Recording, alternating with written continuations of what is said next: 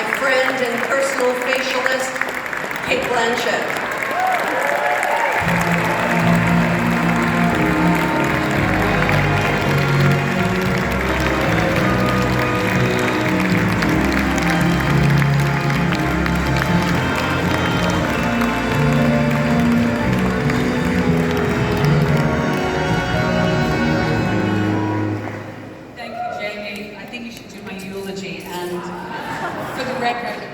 I'm the better driver. It's a fact. In fact, we almost didn't make it here tonight because Jamie insisted on repacking my bag. She was appalled by my, I don't even know what was wrong with my packing, Jamie, but anyway, you had to do it. And then we had this really lengthy conversation, discussion about whether I should get into my pajamas because we're driving back together tonight. I'm going to do the driving because I'm not high yet.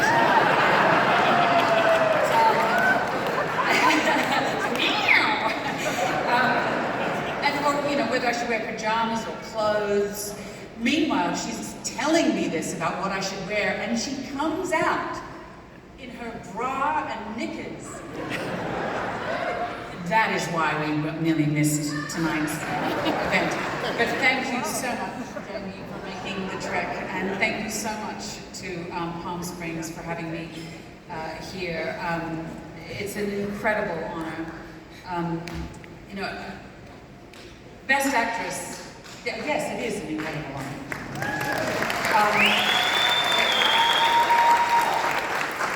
Anyway, I do feel so blessed that our paths have crossed and that we ended up in Budapest, the place where I also got the chance to be with Nina Hoss, speaking of Best Actresses. I mean, these things are wonderful, and I am deeply, deeply honored to receive this award, but they are arbitrary in a way, and I do want to thank Palm Springs deeply, but also to thank all of the actors, actresses, however you identify, who have, in this last year, I don't know, the pandemic in some way was absolutely atrocious and dreadful and no one wants to go back there. But it seems creatively, if you look at the movies and the performances, the incredible, idiosyncratic, side-splitting, memorable, heartbreaking performances that have been delivered this year. I mean, it's arbitrary that I'm not here. I've been so inspired and enthralled by the performances that I've witnessed so far, and that are really seared into my memory. And it also feels a bit arbitrary to me, the whole idea of best anything, really. I wonder whether we should change the system. It's such a subjective thing, really, and I mean, no performance in a way stands on its own, does it? I mean, all the people who've come up here to talk about their performances have all talked about the crew.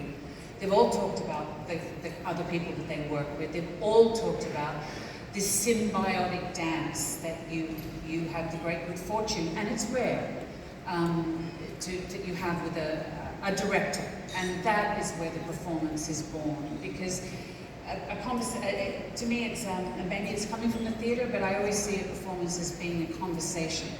Even if you're in close-up, you're in dialogue, not only with the script and the larger ideas that are at play, but with the other actors, with the camera operator, and ultimately with the editor. And we had Monica Willie, so we're very blessed there.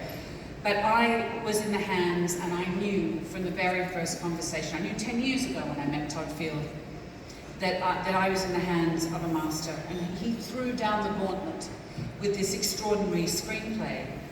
But he is a filmmaker extraordinaire, because then he used the screenplay as a conversational gambit and was so alive to everybody's contributions. I have never worked with a collaborator like Todd, and he took this complex, ambiguous beast of a film, and he wrestled it to the ground every single day with good humor and with such an extraordinary collegiate spirit.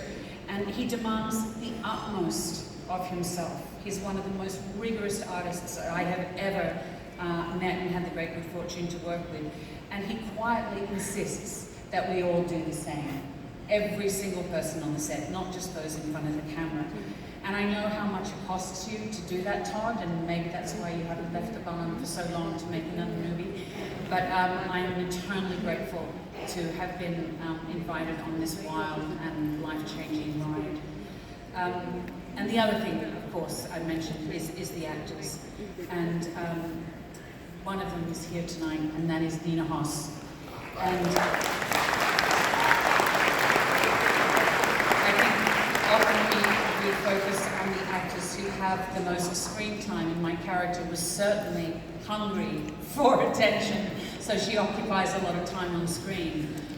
But Nina provided every single day a masterclass in the quality of listening that she has provided throughout her entire career, but has reached some extraordinary zenith in this film. And Nina, I've said it before and I'll say it again, you are the actress I want to be, and I've so longed to work with you, and it was such a pleasure and privilege to work with you on this, and it's not the first time. And I also wanted to thank the talented, incredibly talented people who gave, Colin was talking about preparation, everyone's talking about preparation, no one wants to see an actor's homework on screen. But obviously when your character is described as a maestro in the first seconds of the film, you know you have a lot of work to do. And Emishe Virag, my piano teacher, who I played with 2-3 times a week, and showed me the academy and took me to all of Mahler's haunts in Budapest. I'm eternally grateful to her.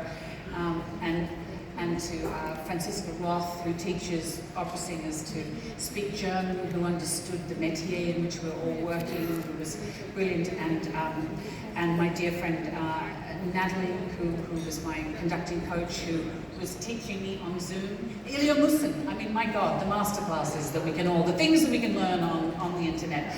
But so even though he's passed away, I had masterclasses with Ilya Musin online. And perhaps one of the things I'm most grateful for is I have 4 glorious children, the love of my life, but they are fucking noisy. And I used to be freewheeling in the car, and I put on music, and music has left my life, and silence has been my go-to place for the last 21 years.